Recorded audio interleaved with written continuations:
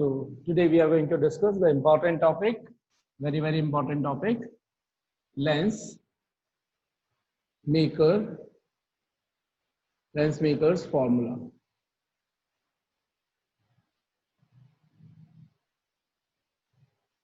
ये फार्मूला वो फार्मूला है जो लेंस मेकर है उनको बताता है कि किस तरह के हमें लेंस डिजाइन करने हैं, किस फोकल लेंथ के डिजाइन करने हैं. तो basically it will give you the relationship between the object distance, image distance and the focal length और पर्टिकुलर मीडियम. ठीक है, ये लेंस मेकर फॉर्मूला से ही हम फाइनली डेराइव करते हैं क्या, थिन लेंस फॉर्मूला. तो सबसे पहले इसको समझेंगे. अगर ये समझ में आता है तो फिर थिन लेंस फॉर्मूला भी काफी इजी हो जाता है. और इसको हम करेंगे किसके थ्रू, लेंस बनाना है तो डबल कॉन्वेक्स लेंस, कॉनकेव फिर आप लोग करेंगे जो सिस्टम मैं बताऊंगा उसके through. So let's suppose we are having a double convex refracting surfaces, यानी कि two, we have taken two, one convex spherical surface, another convex spherical surface, we have joined them, and let's suppose this is the P1, P2 optical center. Now since we have mentioned the optical center, so all the distances we will be measuring or we will be measuring from optical center only. Let's suppose the point object O is kept on the principal axis, point O. Now the first ray should start an incident on the surface of the first lens, first refracting surface. So this is the first surface, refracting surface. Let's suppose it has been hit or incidented at point A. ठीक है, A पर जाएगा तो after passing from rarer, क्योंकि glass का बना हुआ है तो denser, the refraction will occur, it should bend towards the normal. Let's suppose this is the normal line.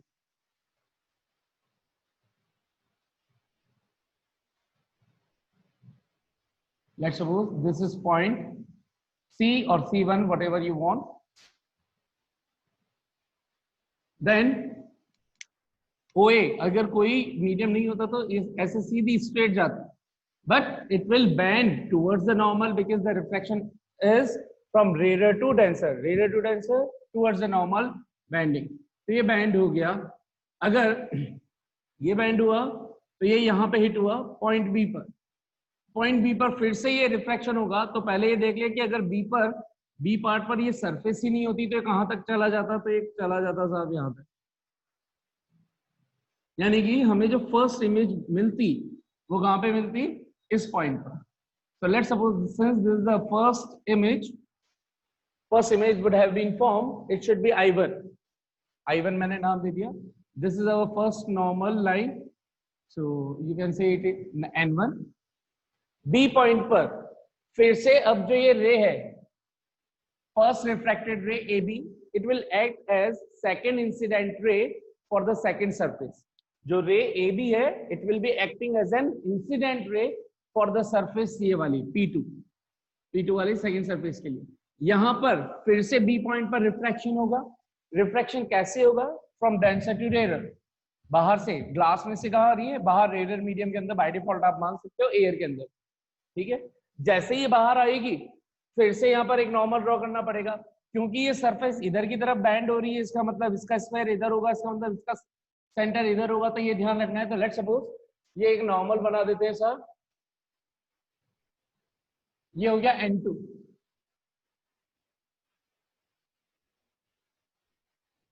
ये नॉर्मल हो गया हमारा सेकंड N2. यहां से रे AB रे जानी चाहिए थी ऐसे सीधी, लेकिन it will band towards the normal और अवे द नॉर्मल. तो क्लियरली डेंसर टू रेरर जा रही है तो away the normal. Let's suppose finally ये बैंड, रे यहां पर बैंड हुई और फाइनली ये किस पॉइंट पर आकर के मीट हो रही है, इस I पॉइंट पर, या इसको I2 बोल देते हैं, जो बेसिकली फाइनल इमेज है, इसलिए I बनाएगा. ठीक है, ये आपका C2 या C डैश बोल सकते हो, सेकंड के रेस्पेक्ट का सेकंड सेंटर ऑफ कर्वेचर. इतनी टर्मिनोलॉजी आई गेस आप लोगों को ये सारी चीजें क्लियर होनी चाहिए. हाँ भाई, कितनों को डायग्राम अच्छे से क्लियर हो चुका है? तो देखिए साहब, यहाँ पर अगर डायग्राम आप लोगों को अब अच्छे से समझ में आ गया है तो बस डेरिवेशन के नाम पे कुछ भी नहीं है अब इसके अंदर। अगर आपने इससे पहले वाली चीजें अच्छे से समझी हुई है तो, और वो पहले वाली चीजें क्या थी? पहले वाली चीजें थी refraction through a single refracting surface, either from rare to denser और डेंसर टू रेयर। जल्दी से बताएंगे आप लोग case one.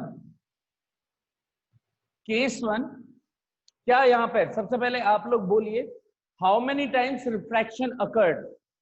2 times, 3 times, 1 times? 2 times. 2 times. 2 times. At what points? A and B. A and B. So first at point A. Case 1 at point A. Refraction बोलिए किधर से किधर हो रहा है? Rare to refraction denser. From Rarer to denser. Rare to denser. क्या ये single refracting surface से रिफ्रैक्शन बोला जाएगा पॉइंट ए पर? Yes? Yes sir. Yes, sir. जल्दी से बोलिए फॉर्मूला, अगर यस हो जल्दी बोलिए। फॉर्मेट क्या होता है? Rare to denser upon Mu D upon U Mu d upon v minus mu r upon u is Very good. equals to mu d minus mu r. Very good. Mu D upon V minus mu R upon U is equals to mu D minus mu R upon R. Case 1 के अंदर हमने क्या कर दिया? सभी चीजों को 1 1 1 नाम दे दिया, और केस 2 के लिए सभी चीजों को 2 2 2 नाम दे देते हैं। 2 2 2 1 1 1 1 1 1 2 2 2। ठीक है, 2 2 2। देखो भाई, ऑब्जेक्ट की डिस्टेंस ऑप्टिकल सेंटर से क्या बोलूं? तो ये क्योंकि सबसे इनिशियल केस है, यहीं से स्टार्टिंग हो रही है, तो ये U1, और क्योंकि यही एक्चुअल ऑब्जेक्ट है तो इनिशियल ऑब्जेक्ट के डिस्टेंस को U1 को हम U लेंगे। फाइनली शुरू में आप जहां पे भी सब्स्टिट्यूट करोगे U1 करेंगे, लास्ट के अंदर U सब्स्टिट्यूट कर देंगे। U1 के रेस्पेक्ट में इमेज कौन सी बन रही है everyone? I1. I1. Very good. So this distance is known as V1. V1। ठीक है, जल्दी से बताइए केस 2। केस 2 क्या होगा? Refraction from denser to At rare. point B. Very good. Case 2 at point B, at point B refraction From denser to rarer. From, very good, denser to rare. और इसका formula बोलो, क्या लिखता? Mu r upon v minus mu d upon u is equals to mu r minus mu d upon r. देखिए क्या बात है, बिल्कुल ठीक। ठीक है, अब 2 के रेस्पेक्ट में भी यहाँ 2 वाली चीजें डिफाइन करें। जल्दी से बताओ, सेकंड केस के अंदर ऑब्जेक्ट कौन माना जाएगा? ओ तो देखिए अब यही चीज समझने वाली है। होता क्या है, जब भी फर्स्ट रिफ्रैक्शन हो चुका होता है तो फर्स्ट रिफ्रैक्शन ने जो इमेज बनाई होती है वो सेकंड केस के लिए, क्योंकि ये देखिए अगर ये सरफेस नहीं होती तो ए लाइन सीधी ए बी होते हुए I1 पे जाती, तो इस वजह से बी पॉइंट पर एक्चुअल में जो रिफ्रैक्शन हो रहा है वो उसको तो ये लग रहा है कि ये लाइन कहां से आई है? I1 से आई है। देखिए इसी के रेस्पेक्ट में तो ये इधर बैंड खाई है। तो आपको ध्यान रखना है यहाँ पर कि जो फर्स्ट इमेज बनती है वो सेकंड केस के लिए हमेशा ऑब्जेक्ट का काम करती है। अब इस लाइन को जो मैंने बोली, इस लाइन को माइंड में फिट कर लो। जब भी एक से ज्यादा केसेस होंगे तो फर्स्ट रिफ्रैक्शन के बाद या रिफ्लेक्शन के बाद जो भी इमेज बनेगी वो उसके कॉन्जिक्यूटिव फेनोमेनन के लिए ऑब्जेक्ट का काम करेगी। इसका मतलब अब मैं आपसे वापस पूछ रहा हूं, ऑब्जेक्ट कौन बोला जाएगा केस 2 में? कॉन्जिक्यूटिव का मतलब जस्ट बाद वाला। जस्ट बाद वाला फेनोमेनन क्या कर हो रहा है? रिफ्रैक्शन। रिफ्रैक्शन कहां से कर हो रहा है? बी पॉइंट से। तो बी पॉइंट से पहले क्या बना था? I1। तो I1 यहां पर क्या बोला जाएगा? Everyone now I1 should be acting as object for second case. तो अगर ऑब्जेक्ट यही ऑब्जेक्ट है हमारा सेकंड केस के लिए, तो ऑब्जेक्ट की यहां से डिस्टेंस क्या बोलनी चाहिए? क्या लिखूंगा इसको? U2। क्या U2. V1 ही U2 का काम कर रहा है क्या, देख के बताओ। Yes, sir. Yes, Yes, sir. yes, sir. आ गया सभी को समझ में? Yes. तो इसका मतलब U2 इज नथिंग बट, या V1 is nothing but V1 distance will work as U2 distance. इतना सबको एक चीज समझ में आनी चाहिए। अब इस ऑब्जेक्ट के रेस्पेक्ट में फाइनल इमेज कहां पे बन रही है, किस पॉइंट पर बन रही है? At I2. I2. I2 पे। तो ये हमारी केस 2 की इमेज कहलाएगी। तो केस 2 की इमेज ये हो गई हमारी, इसको क्या बोलूंगा? V2। ये U2 V2।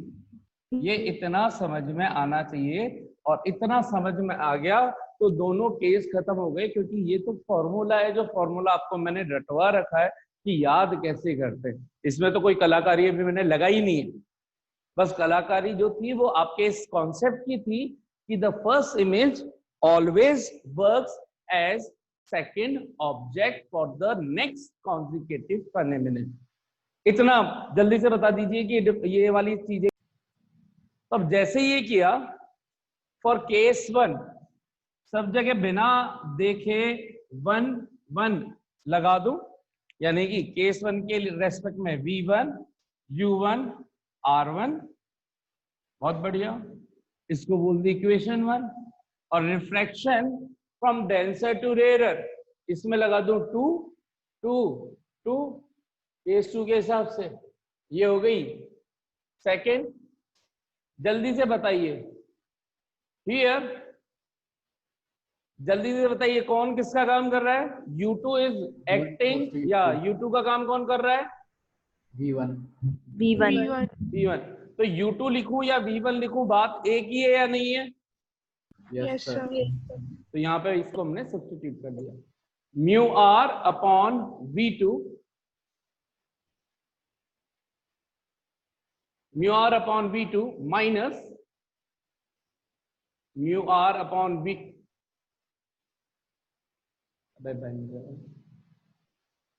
Mu R upon V2 minus mu D upon U2 की जगह लिख दिया V1 is equal to mu R minus mu D upon R2, बोले तो इक्वेशन नंबर 3। तो देखिए अब यहां पर क्या करने वाले हैं। इक्वेशन 1 आ गई, इक्वेशन 3 आ गई, बाय इक्वेशंस 1 प्लस 3। जैसे ये दो इक्वेशन आ जाए, इस डेरिवेशन के लिए क्या कर दो, इनको ऐड कर दो। ऐड करती देखो अब क्या कहानी बनेगी।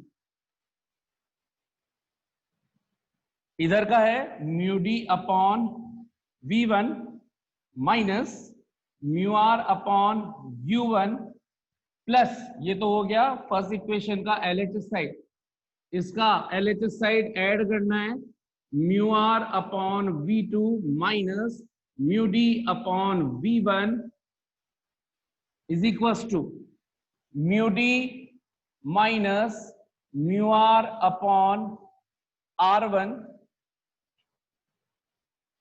Plus mu R minus mu D upon R2। हाँ भाई, कुछ कुछ हो रहा है क्या इसको देख के? Yes, sir. क्या हो रहा है बोलो? Sir, LHS में फर्स्ट और फोर्थ टर्म कैंसिल हो रही है। Yes, sir. This one and this one, first and fourth terms are cancelled out। पहले पॉजिटिव वाली लिख दें फिर नेगेटिव वाली लिख दें, और इनको देख के भी कुछ कुछ हो जाना चाहिए, बोलो। Mu are common. Very good. So mu R common, 1 अपॉन V2 माइनस Minus 1 अपॉन U1 इज इक्वल टू, इसमें कुछ कलाकारी दिखा सकते हैं क्या? ये mu D minus mu R है और ये mu R minus mu D है, तो क्या मैं इसको mu D minus mu R लिख सकता हूँ क्या किसी तरीके से? Yes, sir. Minus common. Minus common लेकर। Very good. तो mu D minus mu R upon R1, minus common लिया तो ये माइनस बाहर आ गया, और ऊपर आ गया mu D minus mu R upon R2। क्या इन दोनों में भी कुछ कॉमन दिख रहा है? Mu D minus mu R. Minus mu R. Very good. तो ये लिखा मैंने म्यू आर। अच्छा, जल्दी से बता दीजिए हियर U1 को तो लिख दे U इनिशियल डिस्टेंस, और V2 फाइनल डिस्टेंस है, तो इसको लिख दूं V। तो बताइए जल्दी से कि यहां पे क्या बन जाएगा, mu R 1/v minus 1/u 1/u to common लिया mu D minus mu R, और अंदर बचा क्या दिख रहा है ना, 1/r1 माइनस 1/r2। ठीक है, थोड़ा सा रब करके वापस से तो तमीज से लिख देते हैं, इसको यहीं पे लिखता हूं मैं, ये वाली लाइन मैं इधर लिख रहा हूं, थोड़ा सा ब्रॉड स्पेस है। Mu R 1/v minus 1/u is equal to mu D minus mu R 1/r1 minus 1/r2, और इस म्यू आर को इधर नीचे ट्रांसफर कर दिया। तो जो अब इस पे अब जो बनेगा वो हमारी नेक्स्ट इक्वेशन में लिखने वाला हूं यहाँ पर ऊपर।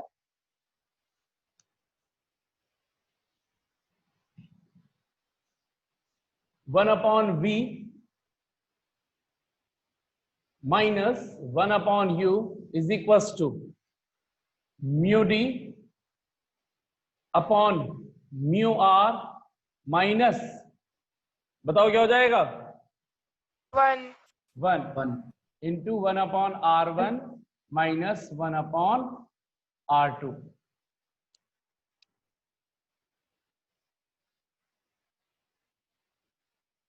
Equation number 1 2 3 4। क्या इसको और कुछ भी लिख सकते हैं क्या, mu D upon mu R को? और कोई तरीका होता है क्या, और कोई रिप्रेजेंटेशन भी? Mu M r mu d very good, R mu D, R mu D relative refractive index की फॉर्मेट में। तो ये लिखेंगे हम 1/v minus 1/u is equal to R mu D minus 1/r1 minus 1/r2। Equation number 5। ठीक है, तो basically अगर फोकल लेंथ ना हो तो इसको भी हम बोल सकते हैं लेंस मेकर्स फॉर्मूला। अगर हमें ऑब्जेक्ट डिस्टेंस, इमेज डिस्टेंस और relative refractive indices, radius of curvatures पता ही होंगी, क्योंकि जो भी लेंस ले रहे हो उसकी रेडियस ऑफ कर्वेचर पता हो ही जाती है। R1 कितनी है, R2 कितनी है, कौन से मीडियम काम में ले रहे हो वो कितनी है। तो अगर इमेज और ऑब्जेक्ट कहाँ पे रख रखा है वो भी हमें पता है, तो इमेज डिस्टेंस यहाँ से निकाल सकते हैं। ये लेंस मेकर फॉर्मूला। फिर भी लेंस मेकर फॉर्मूला मेनली हम इसके आगे बोलते हैं कि किसको बोलते हैं, तो हमने एक बोला कि इनफैक्ट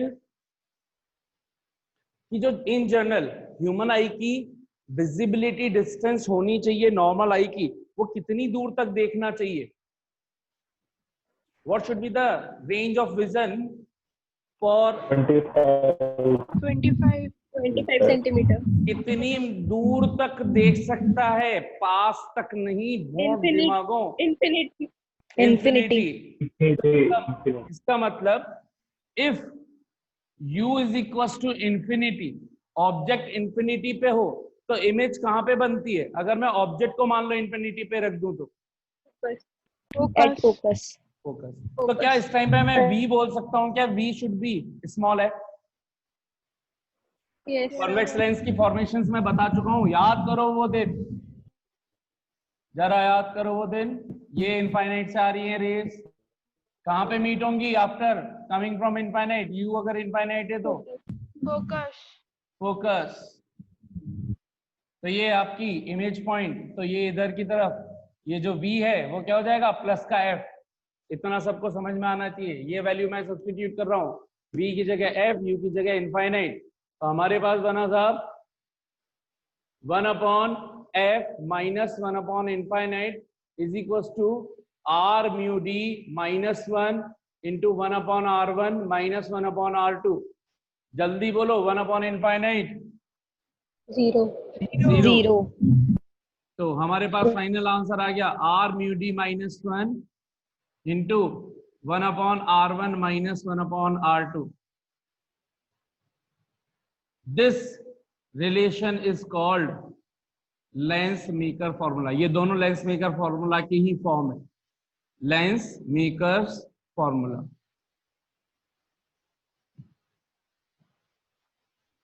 आई गेस समझ में आ गया होगा सभी को। जल्दी से बताओ कितनों को क्लियर हो गया है ये। तो देखिए अब यहाँ पर अगर मैं इसको इक्वेशन 6 बोल दूं तो क्या इक्वेशन 6 से इक्वेशन 5 के अंदर अगर घूर के देखोगे तो RHS वाली पूरी टर्म को क्या 1/f बोला जा सकता है? Yes, sir. Yes, sir. Yes, sir. Yes, sir. तो बाय इक्वेशन 6 इंटू 5 में सब्स्टिट्यूट कर दी मैंने वैल्यू, तो देखो मुझे क्या मिल गया।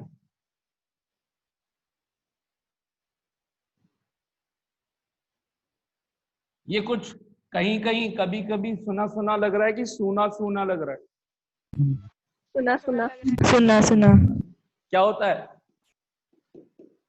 Lens formula. Lens formula. Lens formula.